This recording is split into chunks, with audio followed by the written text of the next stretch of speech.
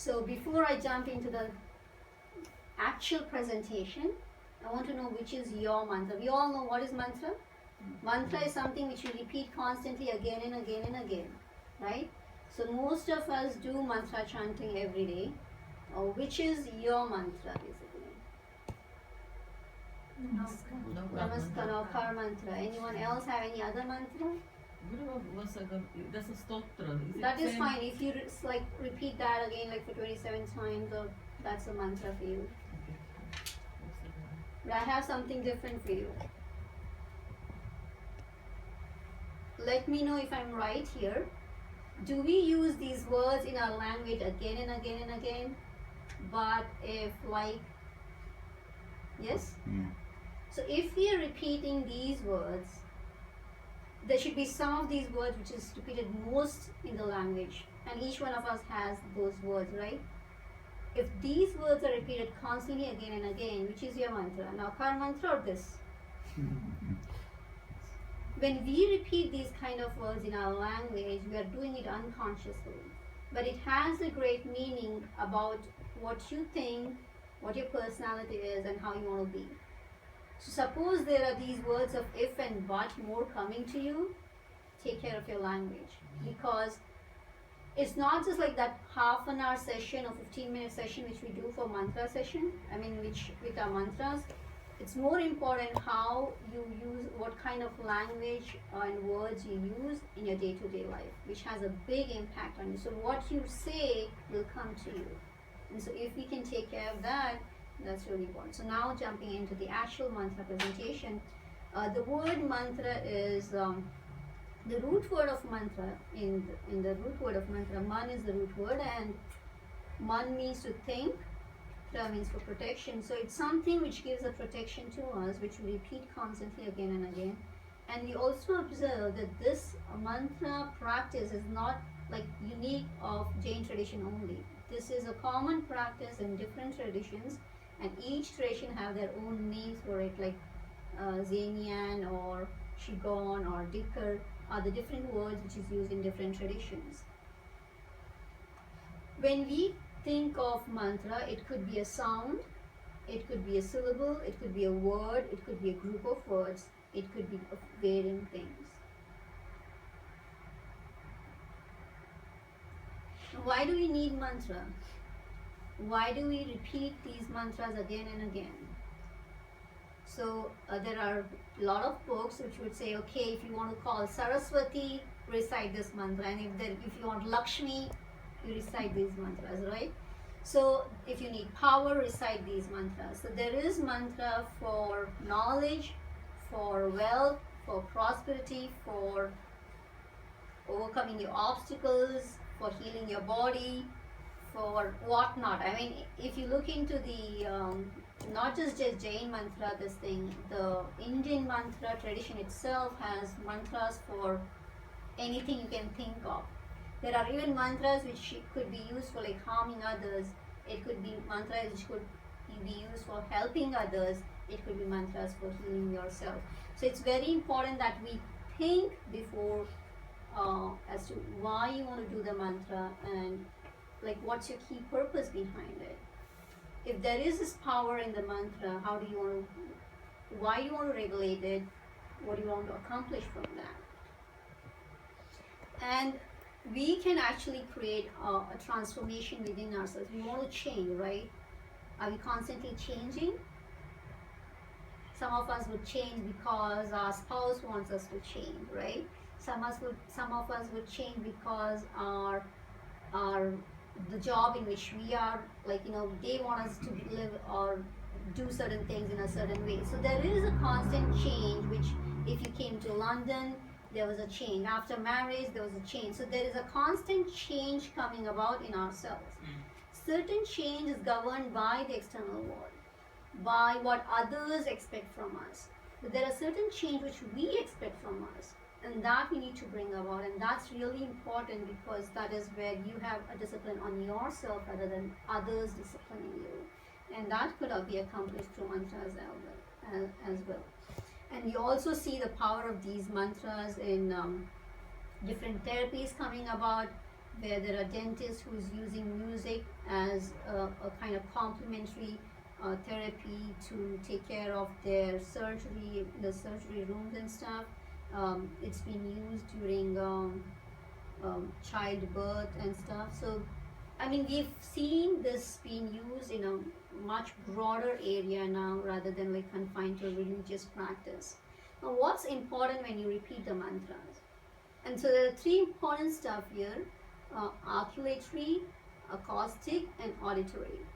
The first one is articulatory, where it is concerned with the position and the movements of your lips and tongue and stuff. So basically, how you pronounce it. So suppose I'm repeating a mantra Om. Where is the sound coming from?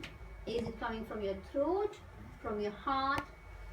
Where? Because we know that there are different letters, which some letters are labial, some are cerebral, some are nasal, some are palatal. So there are different letters which has its own place of origination. And if that sound is not generated from that area of the body, then we are not doing the right job. So it's important that the sound should be generated from the specific areas of the body so that it becomes most impactful. And that's the reason why when we talk about any mantras and stuff, there's so much of emphasis, pronounce right, right? Why? So that the power generated by that letter is in its fullness when it's recited or generated from the right place. So suppose I say Om, and I'm going to repeat the same thing, Om. You see the difference? The first one was very light, simple, I just said it. And the other one was I tried to generate the O sound from my navel, Om. And there you hit a different kind of energy. So you generate a different kind of energy by repeating it from the right area of the body. The second thing is acoustic phonetics, which is concerned with the properties of sound waves and how they are received by the inner ear. So when the sound is generated, there are different kinds of frequencies generated, and our ear should receive it, and then it kind of passes on the message to the brain. Now sometimes you might not want to repeat it yourself, but you've switched on the recording and it goes on and on. You could start and meditate on that sound, the mantra generated by the others, and take that sound generated by the recording and regulate it within yourself to heal yourself. So sometimes you don't have the energy or you don't know how to pronounce it right. You could also, I mean, of course, repeating yourself makes a difference, but even otherwise, you could take the help of, I mean, we have so much of technological development now, so you could use that and make sure that the vibrations received is kind of in the right awareness, with the right awareness. Like sometimes someone is calling you, you're not listening to them. You receive the message, but still you're not focusing on it, right? So there is this reception, but then still there is no connection with that reception. You need to connect it. You get a phone call when you're sleeping. You feel there is a phone call, but you're not fully conscious about it. So you need to be aware.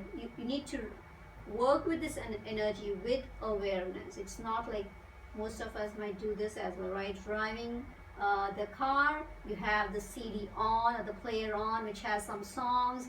You're also on the cell phone, you're also driving, you want to multitask, do everything, and you feel a satisfaction. Yeah, I did my mantra today. That doesn't work. You have to be fully available for that sound or the inner mantra. And the third one is auditory phonetics, which is concerned with the speech perception, principally how the brain forms perceptual representations of the input it receives. So basically your mind should, the brain, how it processes the whole mantra is equally important. So all these three aspects together make a wonderful chanting basically. And we also know that we have our own capacity of receiving the wavelength. So the human ear can hear the sound when it vibrates between 20 to 20,000 cycles per second. But the other thing is, then how does it work for people who are deaf? Can they receive the energy? Does mantra help them? Simple example, if you've gone for a club or some kind of that kind of event where there's a lot of music up there, right? are you listening only from the ears, or your whole body is receiving that energy?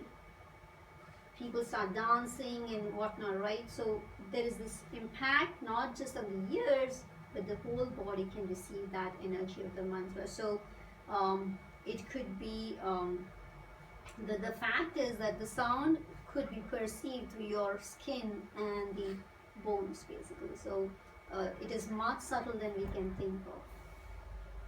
When two vibrational fields meet, they strengthen each other. Now here, what I'm trying to bring is, when we have a group session of mantra chanting, does it help? Any one of you would say, yes, it helps me? Yeah. Yes. How many of you would say, it doesn't help me? Anyone there? Well, there are possibilities that it helps you, but there are also possibilities that it would not help you. The reason is very simple. That there are two kinds of brain waves which is formed, and one is where the energy which is generated from us and the other goes in harmony with the other. Then it amplifies the energy. But if there is disharmony between us, the energy generated is at a different level and it is discomforting, then it actually nullifies your energy or your vibration. So it's very important that when we repeat the mantras, make sure that everything if it's a group session, you are trying to do in a harmony, in a rhythm which goes with the other, and that's very important.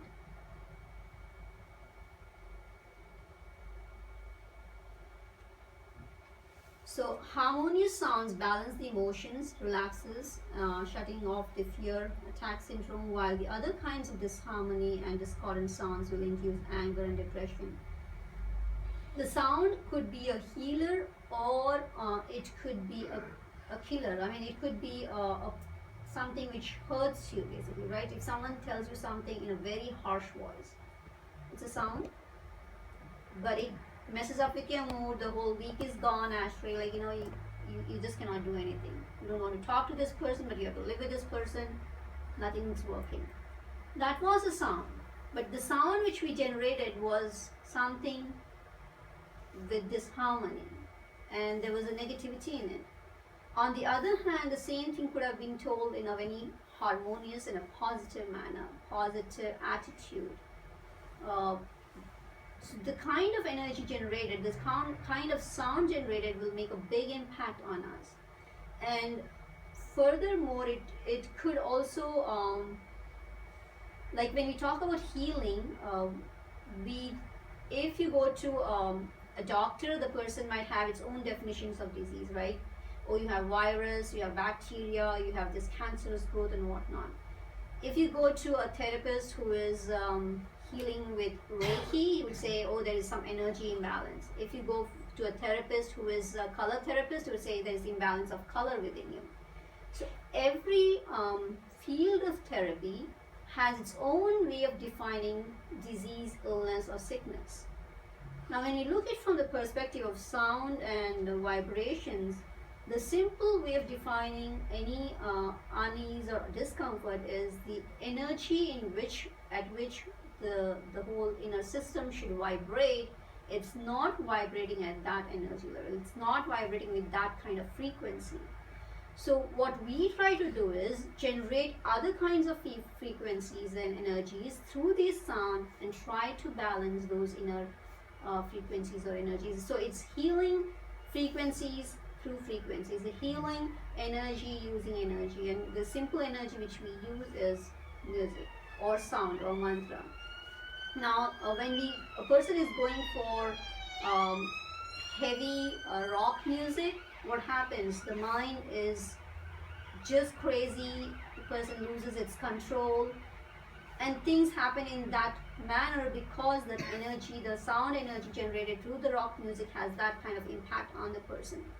We use more soothing, classical, relaxing music or mantras, there the person has a very different kind of impact. So it's all different kinds of sounds, different kinds of energies, and which one you use would create harmony or disharmony within us.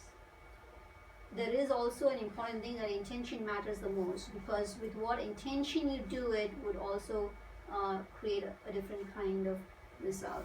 So the sound could make you more depressive or angry, or go crazy or lose control, and the same or a different kind of sound could actually give you a very different kind of result. And this is a simple chart which talks about all different kinds of letters having different kinds of frequencies. So if I'm repeating a as a sound, a, in Indian tradition we believe that there's no letter which is not a mantra. So every sound, every letter is a mantra. You repeat the mantra A, for example, A of the English alphabets, even that's a mantra. You repeat the mantra like we have this Arham mantra on us, right?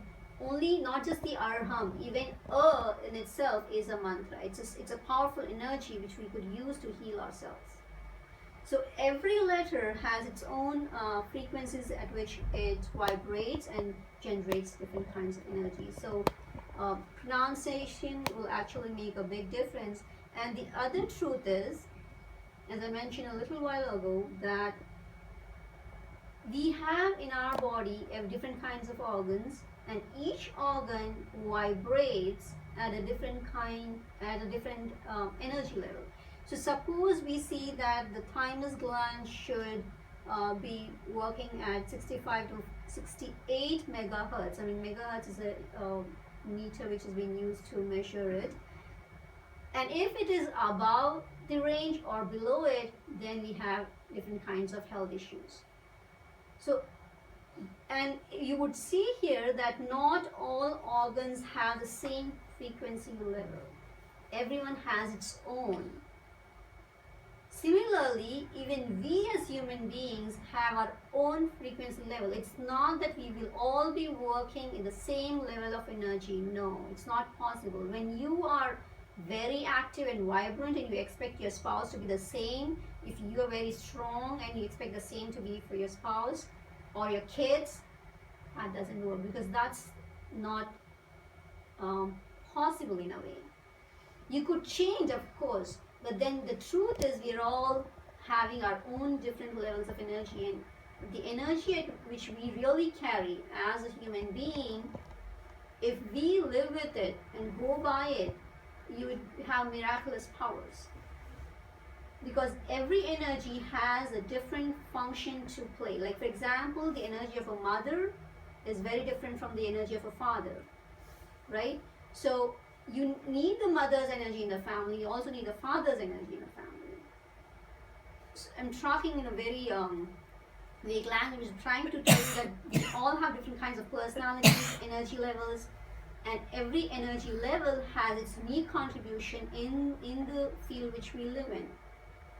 Suppose we have two different kinds of personalities. Everyone has a special contribution in the family. It's not that the other person is not very active, not very cooperative, doesn't do anything.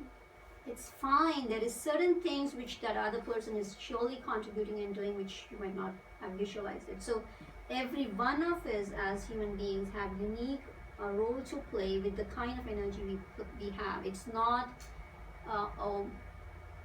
an useless thing there. I mean, everyone has something. Even grandparents, for example, they might not do anything in the family, but still they do everything in the family, because the role which they play, the energy which they have, has a different contribution in the big puzzle of the family.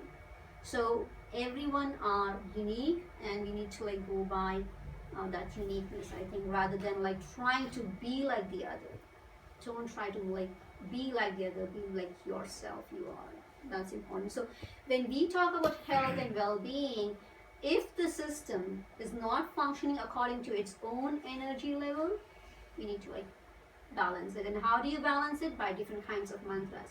So there are literally different mantras which is for different organs. So if there is a thyroid issue, there is a different Rang mantra. If it's heart issue, it's a Ring mantra. Kidneys, there is a different mantra. Hrum mantra. Liver, there is a different mantra. So every organ, there is a different mantra which could be used which would generate the energy which has the capacity to heal these areas and the energies around these areas. We'll talk about that. And you're also familiar with this brain thing, right? Brain waves. Which level are we working at now? Are you all alert, relaxed, drowsy and sleepy? You're in deep sleep. Of course, no one is in deep sleep, I think, right? But some of you might be alert in the state of beta. Some of you might be, most of you might be relaxed. Yes. So our state could be more so like an alpha state for now, and every state has its own uniqueness. Again, if you want to do a little heavy work, of course you need to be in the beta state. If something which is more relaxed, thoughtful, contemplative, go for an alpha state, because only in that state you would be really be more neutral and then think about it. Otherwise, there's going to be bias in your decision and judgment. So when you go for decisions and stuff, try to relax, meditate for a while, and then choose to contemplate on the issues. Drowsy and sleep state is kind of deeper state of meditation if you really want to go into like the trance state of meditation, and delta is kind of deep sleep state. And I also saw a small YouTube clip where there was I forgot his name, but this guy he talks a lot about these kind of meditation and stuff, and he proved that he through the meditation he went into the zero brainwave state, which is surely an amazing thing. I mean, it's not an easy thing to come up with. It's just again the different presentation of that. Now, coming to healing and mantras, this is a simple mantra which is Arham, which is also written on my dress, and people ask us why, what's this? So Arham means a state of consciousness which is pure and divine. So to awaken that divine power which we carry, the beings which we truly are in our true sense, we are not experiencing that. And to experience that is the goal of our life. To experience who we truly are as pure, peaceful, divine. No attachment, no aversion, no cravings, nothing of that sort. No baggages, no burdens. A free being is Arham. And to awaken that is the goal, and that's here's an example of how you repeat the mantra from different parts of your body. A, you start with the throat. R is cerebral. H is from larynx, and M from your lips. Arham. So when you repeat it, A should come from your throat. R should vibrate in your brain. R. You see R. It should hit your brain. And then larynx is Arham. Arham. Arham. Arham. Arham. Arham. Arham.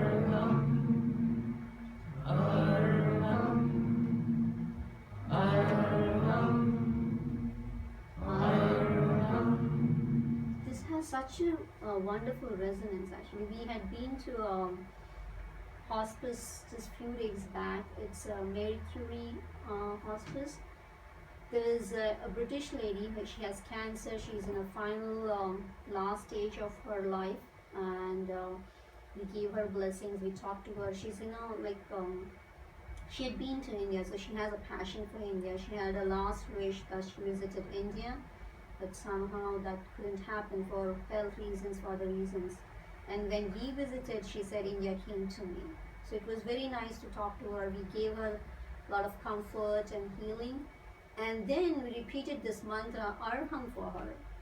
And she felt so relaxed the other day, because one of our friends actually had taken us to her.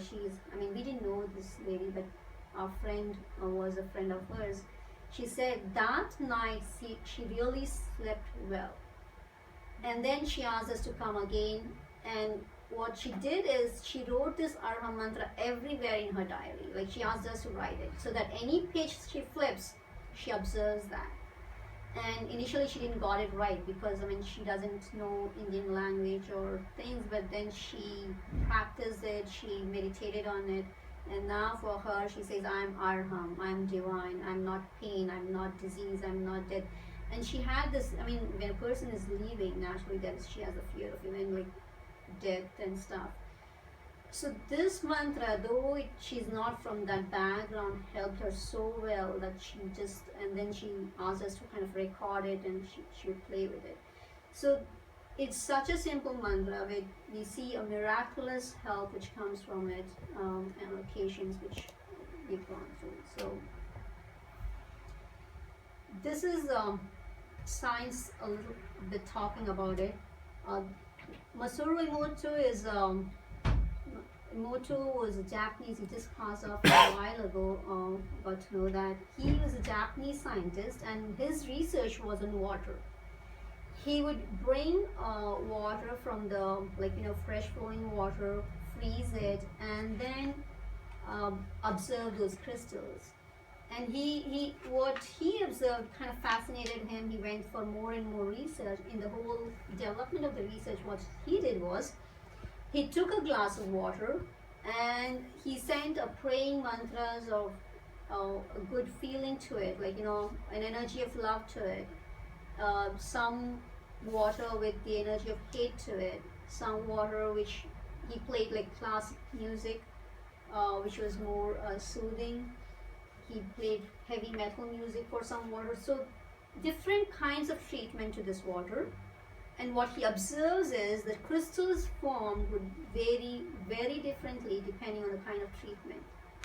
So if the water was giving the treatment of love by a group of people, the crystal form was very beautiful.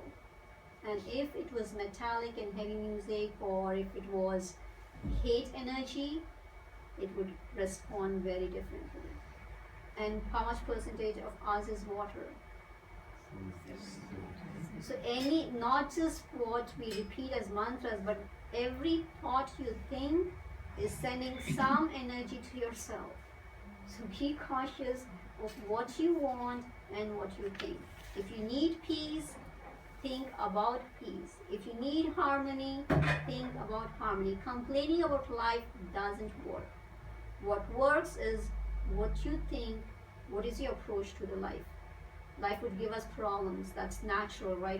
No one in this room has not been without a problem. Everyone goes through something. But how do you choose to go through that journey is very crucial, and that defines us, that makes us who we are. So here, these are few researches done by him, and you could see here this beautiful crystal form, which was he wrote a lot of books as well on it. Now, when we talk about mantras, there are two kinds of sounds. One is alphabetical and the other one is non-alphabetical. Like, for example, for Julia, who was a British lady, right? She didn't know anything about what Arham is, and for her, initially, it was a simple sound with no meaning to it, nothing about it. And was it an alphabetical sound for her or non-alphabetical? It wasn't any, she didn't know any alphabets about it, right? So it was non-alphabetical. It could be something like, if I don't know German language or French language, everything for me would be Greek and Latin. I really don't know what's being told. So it could be a simple sound for me, which could be a language for someone. Birds also talk to each other, right? They have their own language, but for us it's simple sound. So sound could be alphabetical and non-alphabetical based on whether we know the language of it or not. On the other hand, the humming sound we did, right? Initially, it was just the humming or buzzing of a bee, like the river flowing sound, the wind blowing sound. These are all natural sounds which are not alphabetical. They are again non-alphabetical. So non-alphabetical could be both language which we don't know or the sound of the beautiful nature. And whether this sound is alphabetical or not, it still has its own power. And of course, we need to have faith in it. The other truth about sounds is, like, we have vowels and consonants. So the vowel sounds are non-localized. They vibrate in all directions and may also be directed to certain areas. So when we say that the O sound, O,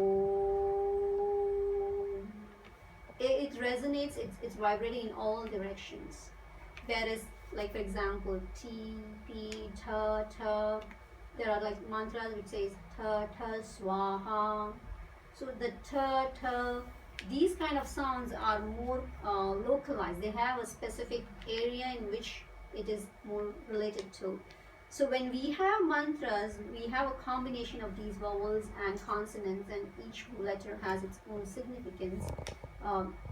We would find a certain mantras which has these vowel sounds. The Om itself, in a way, is very powerful. I mean, any Indian would have this. Any Indian religion has this mantra as it's a part of it, which is, of course, we all have a belief system behind it. For Jains, what is Om? Yeah. Yeah, so it's a combination of 5 divine souls.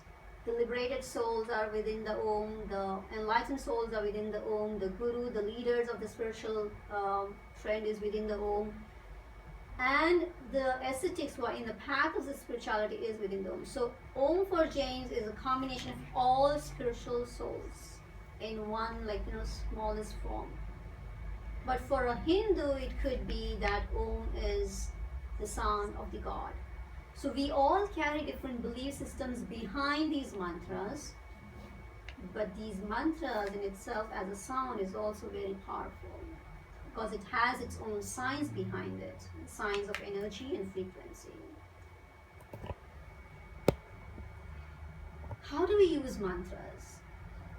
Initially I said, if someone is struggling with economically, they would repeat the mantras of Lakshmi, the goddess of wealth, and someone struggling with their thesis, like me, I would remember the Saraswati goddess or the goddess of knowledge. If you look at from the philosophical point of view and with the deeper science behind it, there are two kinds of two methods in which this mantra works. One is prevention and the other one is cure. There are 2 terms in Jainism, Samvar and Nirjara. Anyone would like to explain what is Samvar? Samvar means? Stoppage. Stopping what? The negative energy in karma coming to you. And what is Nirjara? Getting rid of it. Getting rid of what's already piled up. So when you do a deep cleaning of your house, what you do is you try to shut down all the doors and get rid of. So you're closing the door so that no more dust comes in, and you're cleaning up the room and releasing the clutter within the room, right? Similarly for mind, there are 2 things. One is what's already come to your mind, the thoughts, and the other one is the new ones which are coming to you. You need to stop the unnecessary, unhealthy, negative thoughts coming more and more. The other thing is there are certain emotions and thoughts which we have already given space to. We have these, we have nurtured them for a while, and now you need to get rid of them. So mantras are there to prevent the incoming influx, incoming negativity, incoming negative energy, and so it creates or develops our immunity to stop them. We all are concerned about our physical immunity, right? We need to make sure that we have a strong immunity so that we don't get virus and flu and stuff.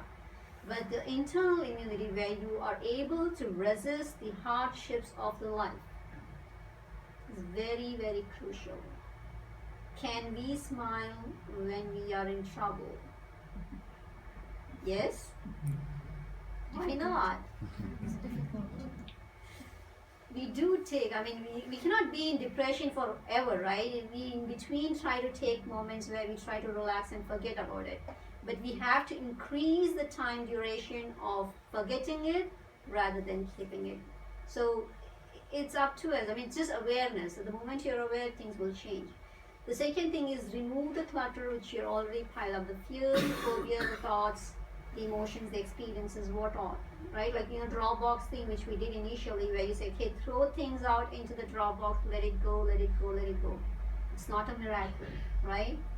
Are we expecting a miracle in our life? Yes? We all want things to happen, right? But it is what we do and how we do it. It takes our energy, it takes our strength to make it happen. So if you're expecting a miracle, the miracle is going to come from you, not from someone else. Right? Are you ready for that? A miracle from yourself to yourself? Yes. With a strong yes, come on. Yes. Yes, that's the spirit. So try to release the negativity which we have piled up, and that's what mantra does. It prevents the negative influx. It prevents the cluttering mind to bring in new negative thoughts and be positive and clean up the inner ones. So for example, Om mantra, right? It heals your mind. The humming sound which we did, it helps you release your thought process, clean up the baggage, create a sacred energy.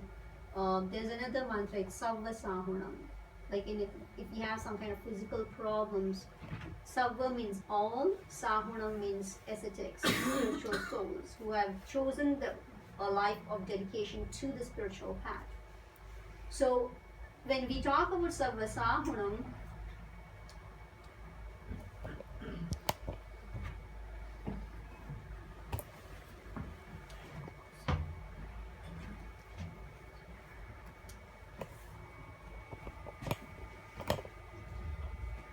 so when we talk about Savva Sahunam, it's a mantra which is thinking about all spiritual souls.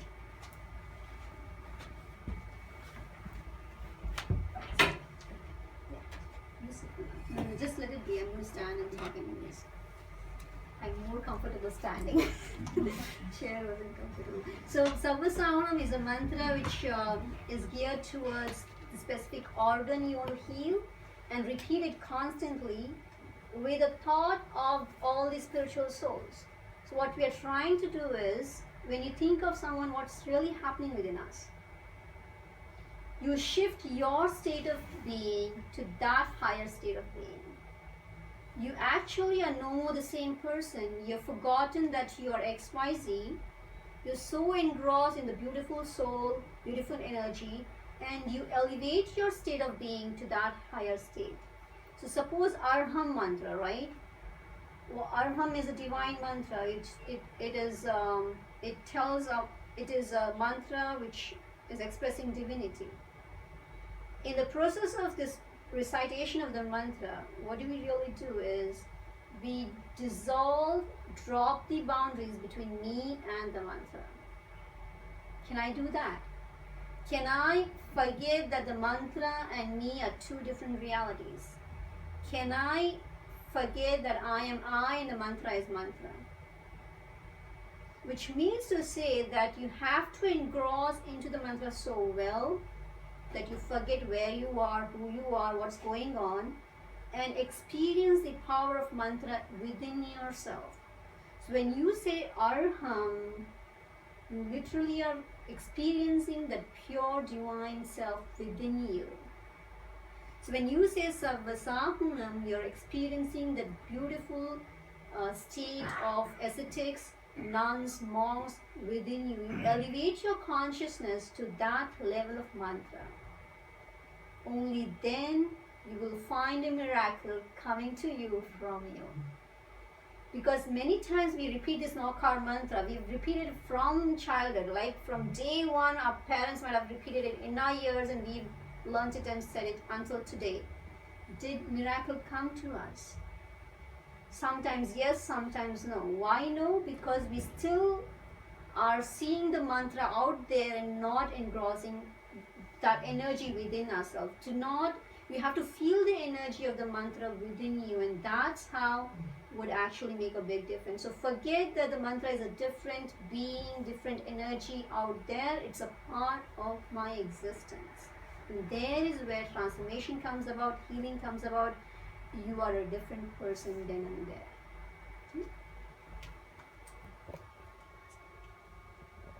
So we did Mahapran sound initially. right? So it was to create a sacred space. So mantra chanting could start with this, because when you sit for meditation, you're constantly thinking, worried about something, deadlines are there, you have to take care of your family errands. There you try to generate this energy, create a sacred shield around you, and detach from everything around you.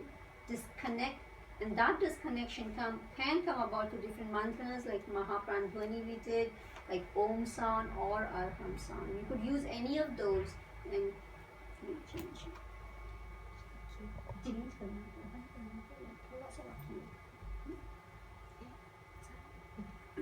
So this is what I was trying to tell when I showed the different organ systems having each different frequencies.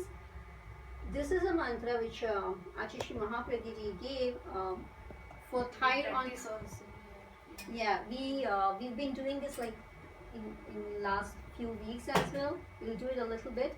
Ram on throat, Hreem on heart, Rum digestive system, kidneys, brain. So each mantra has a specific area in which you could target and heal the energy of that area, heal the organ of that area. Because at times, if you believe in the chakras, there are different chakras which we have. There is energy blockages within these chakras, and you have to release it. Like for example, sadness. Why does sadness come to us? Because we have blocked or closed our heart chakra. We don't want to open it. We want to feel that sadness. Do we want to feel sadness? No? No one would say yes? Anyone would have thought of this, that if you don't take the stress, the things won't happen. Do we think in that language?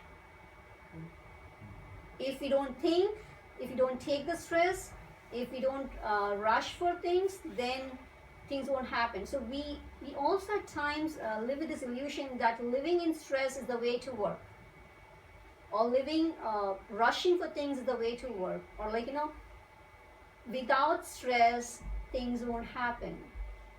That is an illusion we create. We think that we need to be sad. That's not true. Sometimes we create these emotions because you think only these emotions will work in our life, within the family. If you don't get emotional, things won't happen. Forget it. So we have to come out of this hole that these negative energies are required for our life to run. No, we could just live a much peaceful life. And so to release these blockages which we have piled up within us, these mantras actually work miraculously. So we'll just do, we'll try one of those. Ring mantra on your heart chakra. Ready for that? Concentrate your mind on the heart chakra. So heart chakra is where your lungs literally end, and there it's Hreem mantra. Hreem mantra is for self-discipline. Hreem mantra is Parsh Bhagwan's mantra also. It's part of Padmavati Devi's mantra as well. So breathe in, breathe out. Breathe in, breathe out. Hreem, Hreem, Hreem,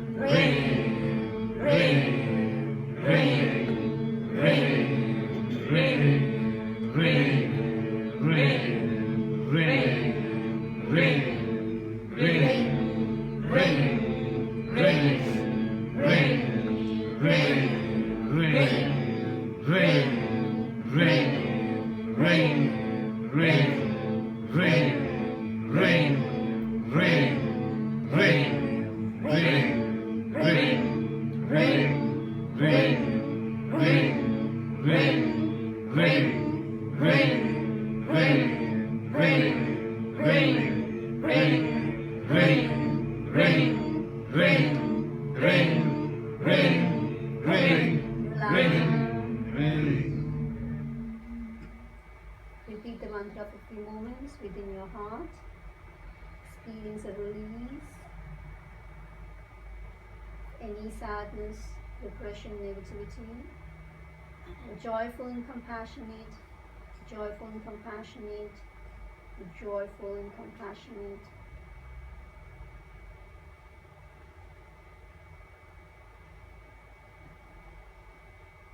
Could smile better now.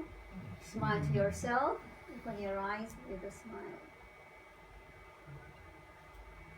So that was I try to show that how different mantras, which are actually not words, these are simple letters. There is no meaning to ring. It's not like a mantra which has a meaning. It's just sounds, which letters of Hindi alphabet, and that makes it.